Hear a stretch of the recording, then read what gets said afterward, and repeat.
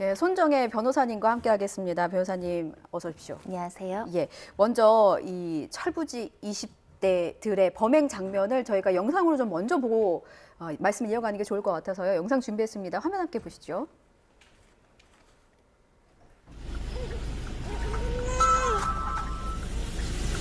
소리를 잘 들어보세요. 응애, 응애. 아기의 울음소리입니다.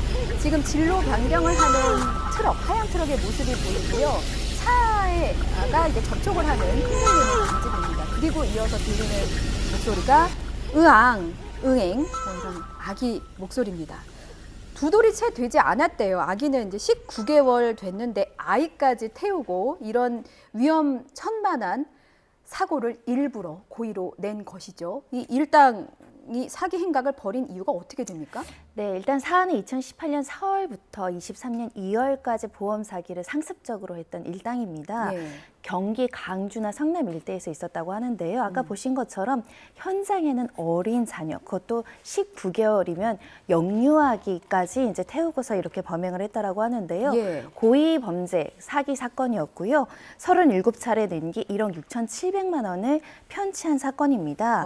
일단 이런 어린 아이 그리고 아내까지 이제 동성시켜서 이제 보험 사기를 쳤는데요. 예. 도박 빚 뭐 이런 것들로 지출하기 위해서 이런 사기를 했다라고 하지만 사실은 아시겠지만 어린아이들 같은 경우는 건강에 굉장히 취약하죠. 그리고 이제 작은 표현을 충격. 못하니까 얼마나 다쳤는지도 모르잖아요. 네, 충격적인 것은 임신한 아내, 6개월 임신한 아내를 비롯해서 아내가 임신하고 나서 출산을 했잖아요. 예. 출산하고 그 아이가 19개월 될 때까지 또 16차례나 같은 범행을 했다라는 겁니다.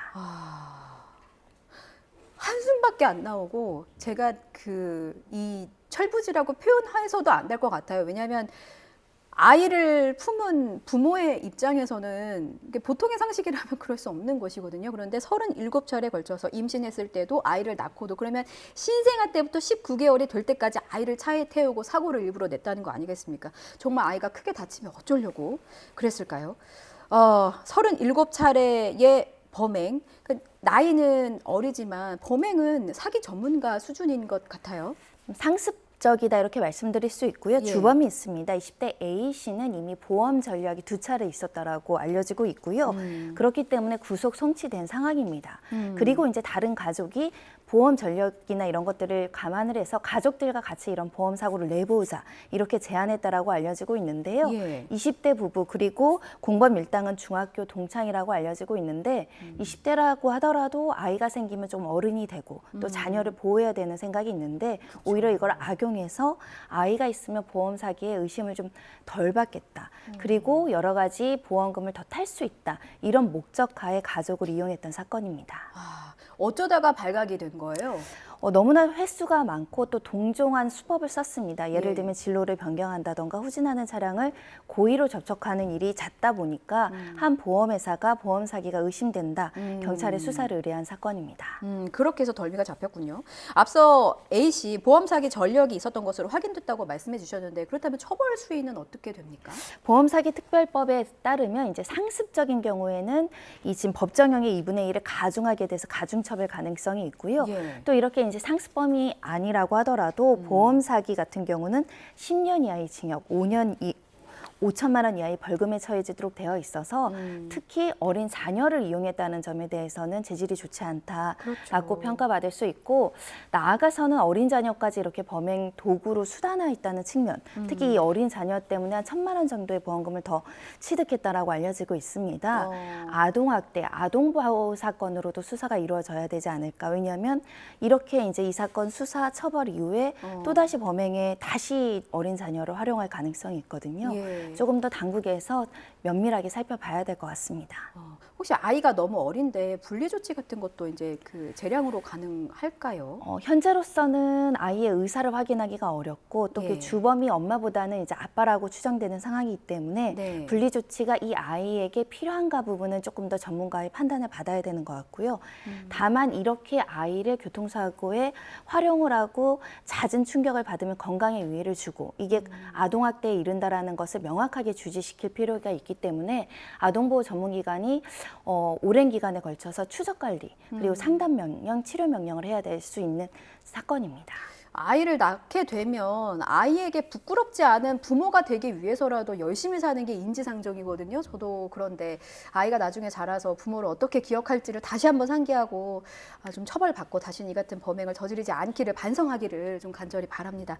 다음 주제 넘어가 보겠습니다. 동건이와 택시기사를 살해한 이기영에게 무기징역이 선고됐습니다. 일단 1심 재판부의 판결 내용을 좀 정리를 해주세요. 네, 일단 사안 먼저 설명드리면 예. 이경이 이제 교통사고를 냈는데 교통사고에 접촉 상대방은 택시기사였습니다. 택시기사가 이 사고 처리 과정에서 우리 합의금을 줄 테니 집으로 가자라고 유인을 하고 본인이 그 당시에 음주운전 누범 상태였습니다. 예. 만약 이번에 경찰에 적발되면 가중처벌 될 것이 염려돼서 집에서 둔기로 택시기사를 살해했고요. 예. 그 과정에서 전 여자친구까지 살해해서 한 공릉청변의 유기한 혐의까지 받고 있습니다. 끝끝내 전 여자친구의 시신은 찾지 못했지만 일단 수사기관에서는 강도살인 그리고 보복살인, 사체유기, 사체은닉, 컴퓨터 등 사용 사기 그리고 사문서 위조 행위 등으로 기소를 했고요. 1심 재판 선고가 나왔고 무기징역형이 선고가 됐습니다. 예, 1심 판결이 무기징역으로 나온 데 대해서 이제 피해자인 택시기사의 딸이 온라인 커뮤니티에 글을 올렸어요. 호소문을 올렸는데 어떤 내용입니까? 가족들로서는 받아들이기 어렵다라는 심정을 토로했고요. 지금까지는 언론의 노출이나 이런 것들 최대한 피해왔지만 이 사람에 대한 극악한 행동에 대해서 이제 설명을 했습니다. 예. 일단 교통사고를 냈는데 사망자가 생겨서 그 뒤처리를 하고 있다라고 거짓말을 했다. 그러니까 무슨 이야기냐면 예. 가족들이 아빠가 집에 들어오지 않으니까 연락을 취하고 문자를 보냈더니 내 지금 사고 나서 이거 처리하고 있다라고 이제 거짓말로 이제 문자를 보냈다라는 것이고요. 그렇기 때문에 대화 상대가 아버지가 아닐 거라고는 생각도 못했다. 이런 진술이고 그 다음에 연락을 해도 받지 않았더니 내가 바쁘다, 끊어라, 전화 못한다, 배터리 없다 이렇게 이제 둘러댔는데 철저히 기만했다 이렇게 억울함을 호소하고 있습니다. 피해자가 그 공개한 정보 중에 하나를 보면 이기영은 사이코패스라면서 이제 분노한 부분이 있었는데 이제 그 부분이 뭐냐면 그 범행을 저지르고 나서 그러니까 이기영이 택시기사인 아버지를 살해하고 나서 바로 아버지 통장에 있던 계좌를 자신의 계좌로 옮겼습니다. 근데 옮기면서 뭐라고 했냐면 아버지상이라고 메모를 했다는 거예요. 정말 좀 충격적인 일이죠. 예. 본인이 이제 살해한 그 피해자의 통장까지 가지고 본인이 그 현장에서 휴대전화를 이용해서 어플리케이션을 다운받아서 그 피해자의 잔고가 있는 것을 본인 계좌로 이체를 합니다. 예. 이체할 때 본인 이름이 찍혀 있는 걸 원하지 않았을 수 있고요. 예. 원하지 않는다고 하더라도 예를 들면 다른 명목으로 썼을 수도 있을 텐데 예. 아버지 상이라고 통장에 찍히게 본인이 인출받아 갔다라는 겁니다.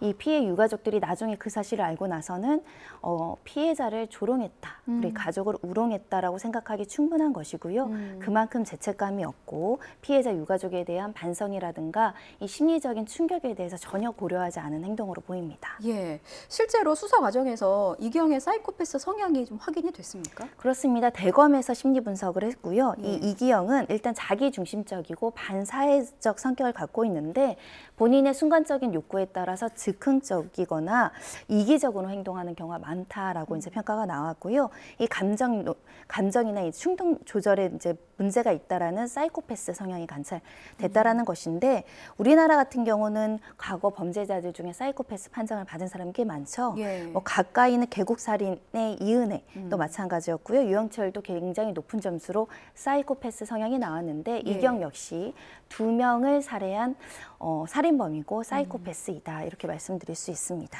연쇄살인범이잖아요. 그리고 범행을 보면 우발적인 것도 아니었고 범행을 저지르고 나서 아버지상이라고 이제 피해자의 돈을 자신의 계좌에 인출하는 모습이라든지 이런 걸 보면은 참 분통을 감출 수가 없는데 근데 일단 검찰에서는 사형을 구형을 했거든요. 그런데도 재판부는 무기징역을 선고한 이유는 어디 있다고 보세요? 재판부들의 좀 고민이 있습니다. 왜냐하면 비슷한 사안에서도 검찰은 사형을 구형하고 피해자들도 사형을 요구를 했지만 무기징역형을 선고한 경우가 있었는데요. 일단 사형을 선고한다고 하더라도 실질적으로 사형제가 실시가 집행이 되지 않는 국가인데 그 집행이 되지 않는 국가가 사형을 선고하는 것도 좀 아이러니할 수도 있을 것 같고 무기징역과 사형이 지금 실무상 차이는 가석방이 가능한지 여부입니다. 예. 그러니 교정 당국에서 실질적으로 무기징역형을 선고하고 가석방을 집행하지 않는다고 한다면 예. 사형과 별반 다를 것이 없는데 사형 같은 경우는 어떻게 보면 사람의 생명을 빼앗는 형벌의 제도다 보니까 특별한 사유에 한해서 제한적으로 해야 된다라는 것이 재판부의 판단이었고요. 예. 결국 가석방 없는 무기징역형을 빨리 도입해야 재판부의 고민도 덜어지고 유가족들이 생각하는 이 무기징역이라고 하더라도 가석방이 가능하다는 점이 염려가 되는 거거든요. 그렇죠. 그 부분을 입법적으로 좀 해결해야 되지 않을까 합니다. 말씀하신 부분은 이제 논의를 좀 더 거쳐야 하는 부분이기 때문에 저희가 이제 필요성에 대해서 함께 공감을 하고 있습니다. 검찰은 1심 판결문 분석이 이제 끝나는 대로 항소 여부를 결정할 방침입니다. 아마도 항소를 할 것 같고요. 왜냐하면 피해자의 따님도 이제 재판부에 탄원서를 제출한 상황이거든요. 국민청원 게시판에도 이제 글을 올려서 국민 여러분의 동의를 이제 함께 받고 있는 상황입니다. 궁금한 점 하나만 더 질문을 드리면 재판부가 무기징역을 선고하면서 이런 점을 참작했다고 해요. 피고인이, 그러니까 이기영이 유가족을 위해서 3천만 원을 공탁한 점 등 피고인에게 이게 유리한 정황으로 참작을 했다라고 했는데 유족은 공탁 거부 의사를 밝혔습니다. 그럼에도 불구하고 공탁을 한다는 것이 이 이기영에게 유리한 점으로 해석될 수 있는 건가요?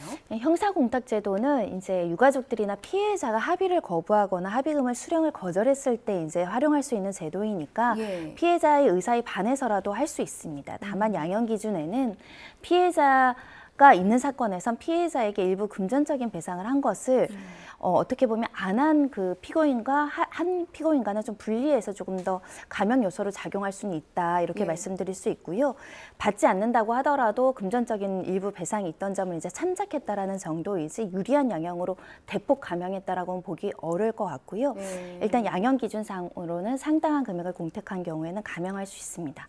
다만 3천만 원은 상당한 금원이라고도 보이지 않고 피해자들 의사에 반해서 했기 때문에 예. 다만 이제 설시 과정에서 이제 자백하고 있고 1심 판결에 대해서 범죄 사실 인정하고 일부 공탁한 부분을 참작했다라고 설명을 하셨습니다. 만약에 항소가 이루어진다면 이제 피해자의 사정을 좀 더 참작해서 좀 피해자 유족들의 마음을 달랠 수 있는 판결이 좀 나오기를 기대하고요. 끝으로 사건 하나만 더 짚어보겠습니다. 저희가 먼저 이제 첫 사건으로 철부지 부모들의 사건을 이제 말씀을 드렸는데 연령대가 더 낮아졌어요. 10대 청소년들인데 상습적으로 차터리를 해온 일당인 듯합니다. 이게 어떤 수법을 썼는지 설명을 해주세요. 일단은 그 범죄를 저지른 사람들이 나이가 굉장히 어립니다. 10대이고요. 청소년 9명인데요. 만 14살에서 15살 형사 미성년자를 초과하는 나이기들인 한데 4월 7일부터 11일까지 제주시 아파트나 이제 주차장 등지를 돌아다니면서 이제 문이 잠기지 않은 차량 내에 어떤 귀중품이라든가 물건들을 훔쳐서 팔았다는 것이고요. 693만 원 상당의 어떤 금품을 상습적으로 절도한 혐의를 받고 있습니다. 일단 생활비 등으로 모두 사용했다라고 알려지고 있고 또 일부는 가출 청소년이었기 때문에 그 생활자금 목적으로 이런 절도 행각을 벌인 것으로 보입니다. 정말 철부지입니다. 지금 이 10대들의 범행 영상이 화면으로 나가고 있어요. 그냥 길에 세워진 차량 중에 뭐 사이드미러가 접혀지지 않거나 그냥 문 한번 이렇게 열어보는 거죠. 그래서 열리면은 그냥 안에 들어있는 거를 훔치는 거예요. 그런데 주저하는 모습은 전혀 찾아볼 수 없고 마치 자신의 차량인 것처럼 이게 사실 나이를 모르면 그냥 이 차량의 주인이구나 싶을 정도로 지금도 보세요. 문 열고 운전석으로 타는 모습입니다. 붙잡힌 청소년들 9명인데 그중에 4명은 얼마 전에 경찰 조사를 받아서 다시는 안 그럴게요. 뭐 반성의 기미를 보여서 이제 경찰이 풀어줬단 말이죠. 4명은 사흘 만에 또다시 범행을 저지른 거라면서요? 네, 선처해줬음에도 불구하고 별다른 죄의식 없이 우리는 처벌받지 않을 거거나 처벌받더라도 곧 풀려날 거야 라는 자신감을 가지고 또 행각을 벌인 것으로 보이는데요. 그중에 한 명은 또 보호관찰 기간이었다라고 합니다. 그만큼 이제 청소년들의 범죄가 끊임없이 일어나고 있고 또 개전의 정을 보이지 않는 경우도 꽤 많아서 이번 사건 같은 경우는 미성년자임에도 불구하고 일부 주범들에게는 구속영장을 신청할 것이라고 경찰이 밝히고 있는데요. 일단 가출 청소년 같은 경우는 생계가 어려워서 이런 절도 행각을 벌이는 경우 굉장히 많습니다. 이 보호 대책도 반드시 필요하고요. 이렇게 자주 적발돼서 상습절도범이 결국은 소년원까지 가는 악순환이 발생할 수 있기 때문에 이 초범으로 적발됐을 때 계도, 보호도 필요하고 이게 엄중한 범죄이고 높게 처벌 처벌받을 수 있다라는 경각심도 같이 줘야 될 것 같습니다. 예, 개전해정이라는 법률 용어는 반성의 기미라고 저희가 쉽게 풀이하겠습니다. 끝으로 피해 보상 받을 수 있는지 궁금합니다. 짧게 짚어주신다면요. 일단 뭐 보험사에서 일부 보상이 가능하겠지만 결국은 나의 부주의도 있는 거거든요. 항상 문을 잠그시고 사이드미러 접혀 있는지 보시고 예. 요즘 유리창 깨고 가져가는 사람들도 있는데 문을 열고 가시면 그만큼 내 책임이 있을 수 있다. 그리고 이번 사건은 물건만 훔쳐가서 다행이지만 만약에 저 청소년들이 예. 차량 운전해서 갔을 가능성이 있습니다. 그래서 이루어진 차량 사고나 이런 것들은 만약에 이 직접적인 행위자가 자력이 없어서 그 배상을 해주지 못하면 차량 예. 소유자가 또 일부 배상해줘야 되는 문제도 발생할 수 있기 때문에 내 차량 내에서 발생하는 문제는 내가 책임질 수 있다. 항상 관리 주의를 하셔야 될 것 같습니다. 문단속을 일단 철저히 해야 되겠다. 저도 이제 차에서 내려서 꼭 잘 잠겼는지 확인을 하거든요. 이런 부분도 필요할 것 같습니다. 지금까지 손종혜 변호사님과 말씀 나눠봤습니다. 잘 들었습니다.